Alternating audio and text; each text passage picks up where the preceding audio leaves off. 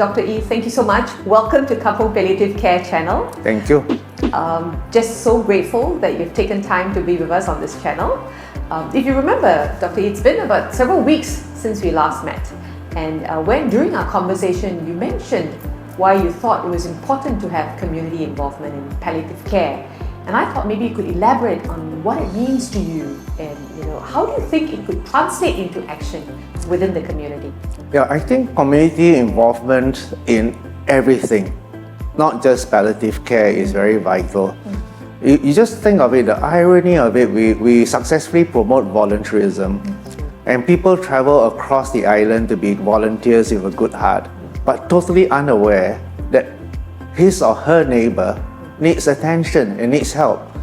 So if every one of us care enough for the person living next door, you don't need to have big organizations to provide volunteers that go across the island to do good, yet failing to do good for your immediate neighbor.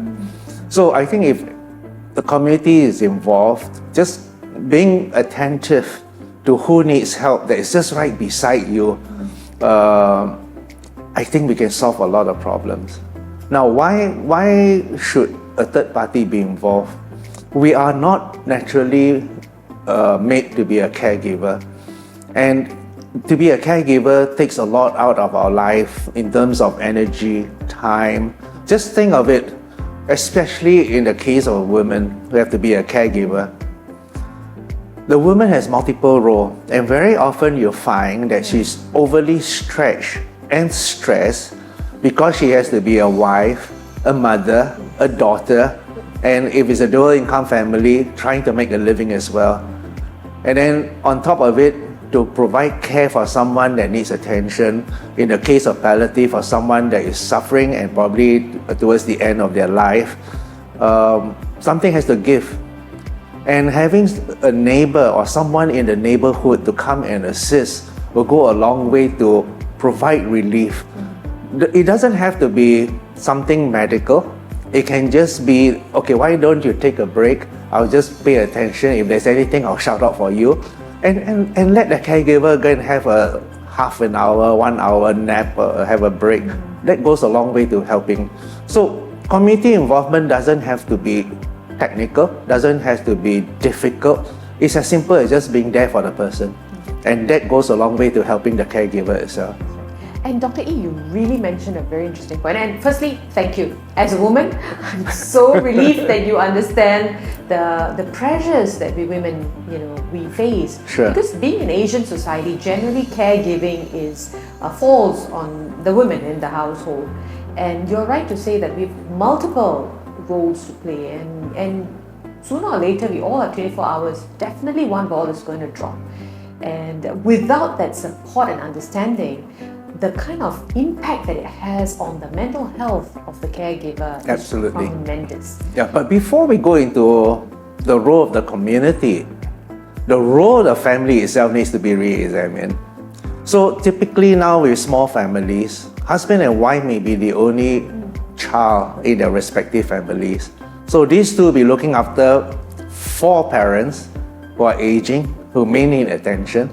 On top of it, if they have their children, and who also needs attention. Now in today's society, very often the children are not asked to provide any assistance at home. That's true. Unlike in the old days, we were all taught from a very young age to help to do some of the cleaning, to even help to serve, put the food on the table. But today's children, they're just told to study. So they're not even contributing within the home itself to provide relief. So this is where, unless something changes, the members of the community can rally around, come and help. If nothing more, to take away some of the stress from the mother and just say, okay, why don't you just pay attention to the person that needs caring? I'll help your children with the homework. I'll provide some coaching to the children, or I'll take your children out for a break to the park and so forth. So help can come in many ways. It doesn't have to be technical or difficult. No, absolutely. Sometimes all the caregivers, what they need is that half an hour, that respite, Absolutely. just that me time. And really beautifully put, because community support, while we all want to do something good for the community. There's nothing wrong in being part of an organized community, voluntary, Right. effort. But why not someone who needs, as you said, your neighbor, Yes. or it could be someone, your colleague, your former colleague, or people that you go to places of worship with, and that you meet weekly. And if you can provide some sort of support, Yeah. There are many it goes a long examples way. that we can tap on. Yes. If you know your neighbor is being stressed out, having to care for elderly, is sick, and you're cooking a meal for your own family, cook a little bit extra and just send a bowl or whatever it is over. And that is a big relief, as well as affirmative that I'm here to support you. Absolutely. Do you know, Dr. Ee, in Singapore, we are very, very blessed. We have, I would say world-class, healthcare services, and palliative care is not, is again an area where the government has put in resources, and we can see very good medical care even in the hospital setting, and then hospices have gone on to even provide home hospice care. In addition to this, how do you think the psychosocial well-being of that person needs to be considered? Or in your view, do you think that is an important thing, besides the medical aspect of it? I think it's extremely important because it's associated with end of life issue. And many people fear and stress over the thought of that I'm going to die. But if you think of it seriously, what is there to fear about dying? Let's take it for example, if you are a free thinker and have no religion, so it's nothingness. Where does the fear surface? If you're a Christian, end of life is something you should welcome because you're going home, you're going to heaven. Or whatever religion, you're moving forward to something good. So the fear arises because of unfinished business. And really this is something that is the lack of preparation, because everyone forgets the only guarantee in life is death. It will happen, whether you want it or not. It will happen. The problem is you don't know when it will happen. It's nothing to do with aging. It can happen when you're a very young age. It can happen even when you're just 1 year old. So it's very important to avoid having unfinished business, and therefore being fearful of death is the way to live your life meaningfully, fruitfully, purposefully. So every morning when you wake up, that is another day granted to you, because there's no guarantee each night when you go to bed that you're going to wake up. Very true. And if you wake up well, not having had a stroke in the middle of the night, what are you going to do with that gift of life, that gift of ability? So if you are always mindful that every day is a gift and live it purposefully, meaningfully, when the end comes, where does the fear surface? That must be the secret to your very positive spirit, throughout that conversation that I had, the lovely lunch, and then subsequently we met online.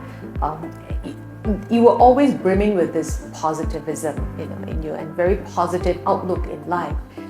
What would you give, an advice to someone who's gripped with end-of-life anxieties? Well, examine your fear. What is it that you are really fearful about? And as I said, usually it is to do with unfinished business. Maybe some reconciliation that needed to be done, some regrets, maybe to say sorry to someone that you have hurt. Whatever it is, just reflect upon it and then try as best as possible to get it done. Do your best. And I think that will go a long way to easing the fear of end of life itself. Other than that, it's just purely a medical thing where you feel some pain, some medical condition, and that palliative care itself goes a long way to easing it and enabling you to have a better quality of life for whatever remains, and for you to complete the unfinished business. Yeah, no, you're absolutely right. As a gerontologist too, right? Our view is about, let's not even talk about how much of time you have. is what can you do, and if there is pain, how can we relieve the pain? Yes. So you have the maximum quality of life. As you rightfully said, what are some of the unfinished business that we can I do? witnessed this myself. My own father in the mid-80s, when he was diagnosed with advanced liver cancer.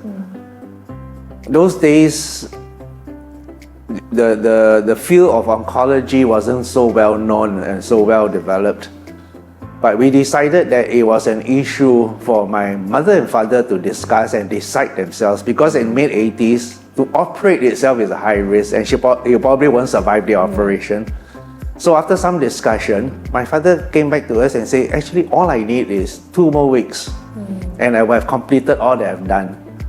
So to fulfill his desire, what they did was to give him a blood transfusion, 2 pints of blood, because that helps the liver to process and to prolong his life, at least for that 2 weeks. And after 1 week, my mother came and told us, she said, Dad says he's done everything. And we knew it was just a matter of today or tomorrow. And sure enough, having completed the unfinished business, he died. That is so remarkable. How has that impacted you as a person? I mean, to see your parents go through this, right? And what was the impact on your mom? I mean, they have spent decades of married life together.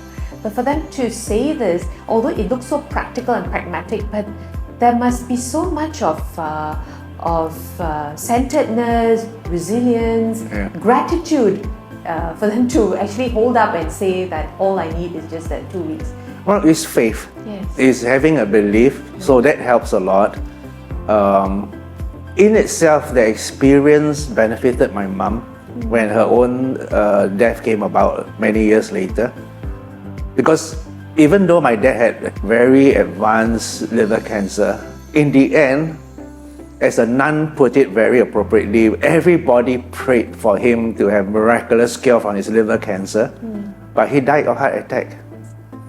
So the nun said, it's not that your prayers were not answered, but Christ still wanted him. Right. So he didn't go against your wishes, but instead he called him up with a heart attack. Right. So when the time is up, it's up. And you just don't know. But most of us live our life as if we're going to live forever, you know, especially when you're a young age. And so we don't think about it, we don't prepare about it until serious illness afflicts us, and then we realize that we're running out of time. Then it becomes a race against time. But if you live each day fruitfully, there's very little fear about running out of time. So true, so spot on. In fact, right, it's such an irony because we all have limited time. Yes. I mean, let's take 100 years, right? I mean, that's the best possible scenario. It is a limited time, but it only takes a sudden a diagnosis, then we feel like we're really running out of time. Yes. Right. It may not have even been an illness. Yes. It may not even be your own fault. That's It could be some reckless fool Yes. who drive carelessly and just kill you on the road. Yes. It's true. When the time is up, it's up. Yes. It's true. And it's what do you do with every day, as you said. Absolutely. And I think when you said getting up in the morning and being grateful that you didn't have a stroke in the middle of the night kind of shows the values that you yourself hold very dear to. It's a reason to start off your day being happy. Yes. And if you're married and your spouse wakes up in good condition, you have 2 reasons to be happy. Right. And if you have children and they're also fine, you have many more reasons to be happy. Yes. So don't let anyone spoil your day. That's true. I thank you for that. That's a great advice, I think, for all of us viewers on the Kampung Palliative Care channel. Really, one of the things that I had people ask me and tell me and share with me, Swapna, you're talking about, the palliative care coming together as community to support, but there's a lot of death and dying in your conversations. Is that going to make people feel sad? I paused and I said, even though we speak about death and dying, actually the starting point is never that. That is the end point, but it's all about living. So if and what we hope is with such conversations, people wake up. As one wise man once said, don't sleepwalk through life. You wake up and be purposeful. Well, very recently I visited a friend who unfortunately had his right leg amputated. So sorry to hear that. And one of the things, because I've known him for decades and we are pretty close, I was able to be very frank with him. And the message I sent to him over WhatsApp was, choose to be a fighter and not a victim. So same thing, you have to accept if it's diagnosed that you are going to die. You can choose to think and behave like a victim. Why me? Why now? It's not my fault. Or to be a fighter and just say, okay, I only have that much time left. What can I do most with it? And palliative care will help you to stretch that and achieve even more. Yes. And talking about palliative care, I mean, in your professional work as chairman of the Agency for Integrated Care, as well as in your personal capacity, what are some misconceptions of palliative care that you've encountered? Well, actually, palliative care is not for that last 1 week that you're going to have. Palliative care actually is for people who, yes, have a terminal illness, and it may last for a year or longer. And during that time, with palliative care, especially with the daycare facilities from some of the hospices, you can be made to be more comfortable than otherwise, and therefore live a more active life for the remaining months that you have. Yes. I think that's something people need to understand. It is not to help you to die painlessly at the end of it. It's to help you to achieve a better quality of life towards the end. So some of it, for example, when my own mother's turn to die came, he couldn't consume anything, and part of the palliative care, apart from the medication, was to wet her lips with wet cotton. Anyone can do it. Yes. You don't need a nurse to do it. It's just being attentive and being there, and that gives her a lot of comfort. You can see her lips are very dry. She cannot articulate, and then you just take some wet cotton and wet her lips, and then you can see from the facial muscle, it relaxes and she feels more comfortable. So palliative care is helping the person to be more comfortable. You're spot on. In fact, some of the best practices they're saying, like, it's not only for life-threatening diseases, it's even for progressive illnesses. Absolutely. So even if your loved one is diagnosed with dementia, you want to think about palliative care in the concept of how can I make this journey as meaningful as it can. There's no cure for dementia, but you're able to stall some of the progression. Put a break in it through deliberate intervention of keeping that person engaged. Right. The last thing you want to do is isolate the person from the family. And so palliative care starts early on. Yes. And it's understanding the needs of that patient, of the individual. So my mother had dementia during the last years of her life. And one of the things that she's always enjoyed was playing the piano. And we encourage her to continue playing it. But with dementia, quite obviously, she'll be hitting all the wrong notes. But that's fine. She's smiling, she's happy. But for us as caregivers, of course, we have to bear with the sound. But it's part of making a person happy, So it's not we have the misconception that it's all medical and we have to be trained for it. Actually, it's just being there, having the empathy, and then being patient. And Dr. Ee, you also mentioned something interesting, and that was when you found out that Kampung Palliative Care was to, help equip community with the confidence and some skills and knowledge to provide this care for someone that your neighbor, your friend, your classmate, etc. And being a super aged society, even young people are going to encounter instances where their grandparents are not well and have a very limited time. And you mentioned that while it's great that you're going to do all this, equipping them with skills and knowledge, actually you don't even need to say much. But absolutely. Could you share more? And that was very encouraging because we could all do that. Do you want to say more? Well, there's a program that I find very meaningful in Assisi Hospice. It's called NODA, and it stands for No One Dies Alone. I think the saddest thing is your last moments in life to look around and there's no one there, that you are all alone. And just having someone present holding your hands, talking to you, I think it's so meaningful for someone that is going to say goodbye to this world. Yes, indeed, indeed. And just you were saying, just the presence there is Absolutely. good enough. Even and you went on to say that that's for the individual, for the caregivers, because the caregivers are constantly struggling with this knowledge that they have very little time left.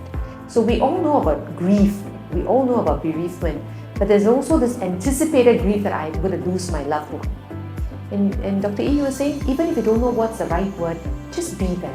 Yes, absolutely. Actually, a hug Yes. says a lot. Yes. It's more meaningful than all the words. It's true. Because words sounds empty sometimes, we can just rattle off, especially those of us who are very well educated and those who like poetry, it can be very poetic. Yes. But at the end of the day, what does that mean to someone who has dementia or who is dying as compared to just feeling that warm hug? So true. It's so true. In fact, in Kampong Palliative Care, we were thinking about, someone asked, so what's your tagline? Then we stopped and said, tagline, okay, maybe it's time for us to be a little bit more officious.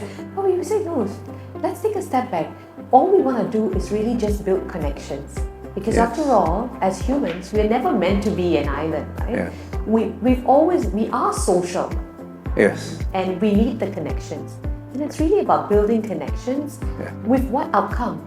Yes. The community is strengthened. Absolutely. It's having a listening ear and just being present. It's a little bit like counseling. The counselor doesn't say a lot. The That's counselor true. asks and just listen. And very often, the person being counseled will find his or her own solution. Very It true. it Very shows true. sharing and speaking it out. Then, growingly, they begin to realize, like, yeah, actually, what was it that I was so angry about? It's so true. In fact, one of the things that we feel a cornerstone of what we hope to share with people is that empathetic conversations, listening. I think we have lost the ability to listen, Yes. and slowly with us being so busy on our gadgets, Yeah. we've really lost the art of conversations. Well, because there's a very fundamental difference between hearing and listening. We're very good at hearing, we're very oral, but listening doesn't need words. You can hold a person's hand and just from the reaction, you are listening to the person. You're listening to the person's emotion without any exchange of words. That is true listening where the heart connects. Whereas we are very good at hearing and nothing else, we are just superficial. Might as well do that with an avatar. So true. So I wanted to ask Dr. Ee, in the Western societies, it's quite common for people to have this death and dying conversations. I've heard of couples, friends my age have already planned for their funeral, but it's still considered a bit taboo. So we want to be sensitive about it, but would you have some advice, as to how we could approach this subject, and from your own experience, is it important even to broach this subject? No, I think you can make the last moment beautiful when the person itself is involved. Don't wait until the person is sick and dying. You can always start it earlier. For example, in my case, I start the conversation with my wife. I say, oh dear, I don't have a single decent photograph. If I'm to go, I'm just wondering which picture you're going to use. Something as simple as that, and just talk about it. And then, of course, being prepared for what is inevitable. And don't wait until you're old, even when you're young, and if you know that you are the main provider in the family, get your will done. And once you get your will done and hand it to your spouse or tell your family member who is holding on to the will, you're already starting the conversation about death. Then in relation to that, if people realize that the inevitable in life is death, how do you prepare for it? How do you want to be treated as the end of life approaches? So there are already advanced care planning is something that you can already execute, and that gets filed into the National Electronic Health Register, so people are aware that you do have the ACP. and you have left instruction on how you want to be dealt with at the last stages of your life. Some people get confused about that because before we talk about advanced care planning, there was a mention of advanced medical directive. Yes. Now, advanced medical directive is done with the doctors and all that, and that's not in your National Electronic Health Register. So nobody, in fact, people may not be aware you have executed an advanced medical directive. So, but if you have done that already, what you can do in executing your advanced care planning, you can mention that you have executed an advanced medical directive, so people will know about it. So, for example, growingly more and more people are leaving instructions that I don't want to be kept alive artificially. Yes, I don't want to be on a life support system. Absolutely, yeah. And that is under the medical directive? Under medical directive, but you can also have that done under ACP. Yeah. Okay. The difference is under advanced medical directive, that is legally bound, whereas ACP is not. But at least you have left your intentions to your loved ones as to how you want to be handled. Because so one of my very good friend, she's based in UK, and she says it's very common for them to talk about this because they say they're doing this out of love. They don't want to put the stress on their children, their adult children, and to make a decision, should I pull off the life support, or if they know, at least they know this is my wish, then they don't have to bear the burden of making a decision, because they're saying that, well, family is a great source of support. Your extended family, sometimes they mean well, but words can be cruel.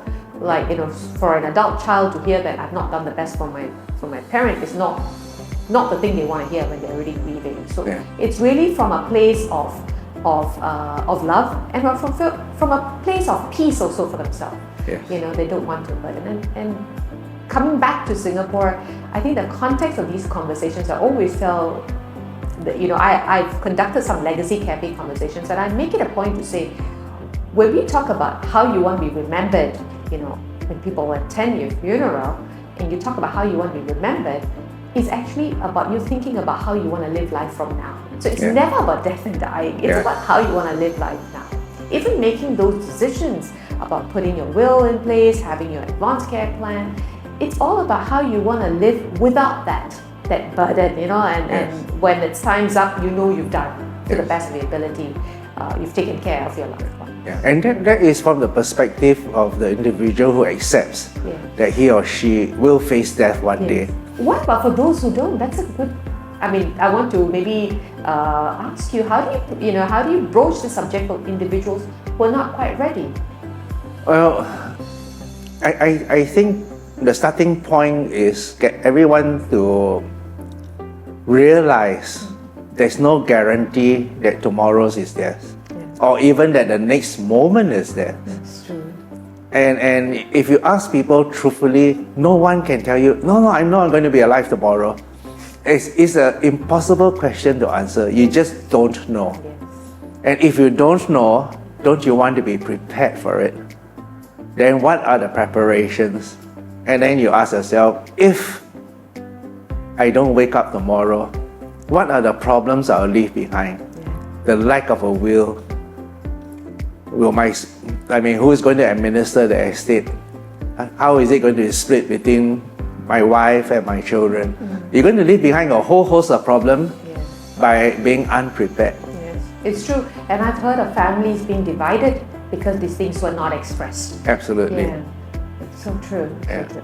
I want to come back to, we spoke about, community support in palliative care.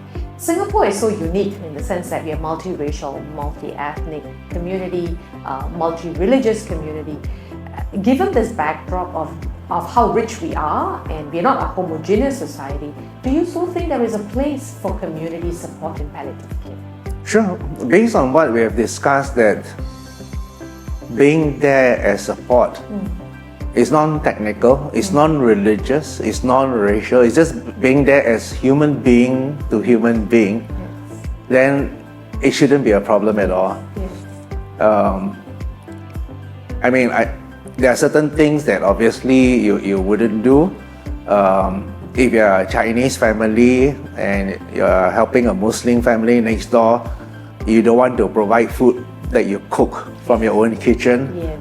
If you want, maybe you can buy something that is from a halal store and so forth. Yeah. So But being sensitive to being the- sensitive. Yes. Apart from that, just being there, Yes. being present, holding the person's hand, has nothing to do with race or religion. No, It's absolutely. being human. Yes, it is. So I always say it's a human experience.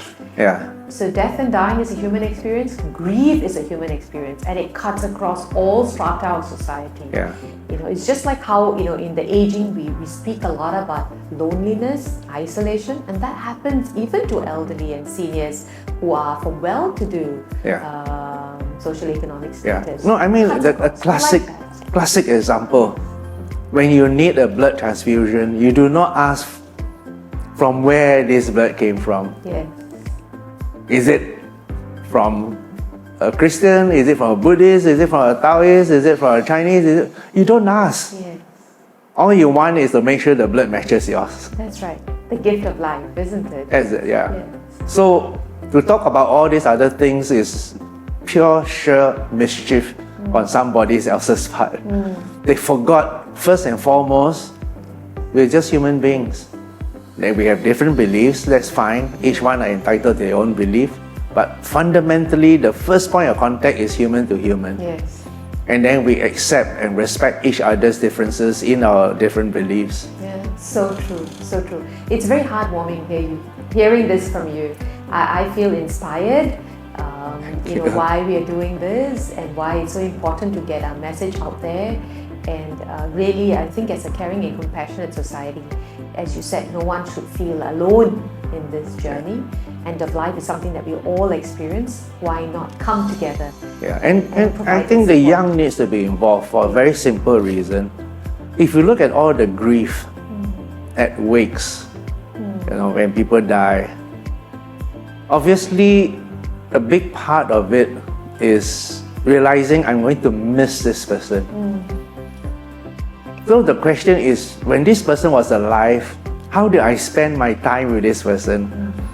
So for the very young, how much time will you spend with your parents, with your grandparents? No point crying when the person is dead, because that's it. The person is not going to hear whatever you have to say. That's true. It's just using what you have today and spending the time. I know you said you make it a point now to meet up with your friends. Yeah. And because you realize that you've been losing some of your good friends, and so these good friends that you have now, you make it a point to meet up with them, and you support each other with encouraging texts and messages. Do you want to share a little bit about that? I realized that when I was attending the wake of a classmate, someone whom I have not contacted for the last 30 years. So at the wake, I was sort of wondering to myself, this is not very meaningful. I've not bothered to say hello in the last 30 years. And now I'm at the wake. What am I supposed to feel? And the answer is nothing. So at best, it's okay. I'm here for the grieving, for my classmates, spouse, the children. But all these 30 years, I never even inquired about them. So how do I give meaning to it? So it was at the wake that I spoke to a few classmates and just say, look, let's meet. It doesn't have to be very frequent. Maybe once in 3 months or 4 months, keep in contact. Then, because we've been meeting, it makes sense for me to attend your wake to say, bye-bye, we are not meeting anymore. Otherwise, it's empty, Yes. Yeah. Yes. And so maybe the advice from Kampong Palliative Care channel is really to the audience, please make it a point to meet up. I think your school reunions, etc. Don't say no to that. Would you not Absolutely, agree? Yeah? absolutely. Yeah, embrace that. With your cousins, your relatives. I mean, not meeting them at all and then just to be present at the wake. I attend quite a number of wakes. At my age, at 75, I do attend quite a lot of wakes. And people are laughing and joking and all that, and I begin to wonder, what is it all for, Yeah. Thank you, Dr. Ee. Thank you so much for being on our Kampong Palliative Care channel. Most We've learned welcome. so much from you. Signing off, Swapna, with me again, Dr. Gerard Ee, who's taken his time to be with us on this channel. Please join me in thanking Dr. Gerard Ee. Most welcome. Thank you. Have a lovely day ahead, sir. You too.